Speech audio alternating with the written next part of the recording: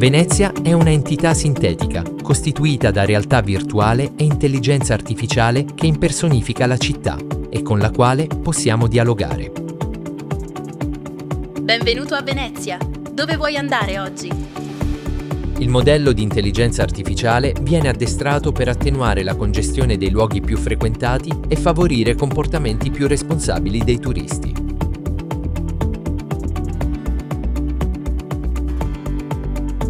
Ti consiglio di evitare i percorsi affollati.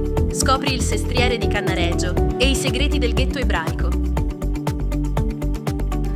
Venezia è anche una riproduzione virtuale realistica della città che accoglie i turisti e li guida in percorsi immersivi. Il progetto Venezia, basato su un brevetto di Carraro LAB, nasce come laboratorio didattico digitale di ITS Academy Turismo Veneto.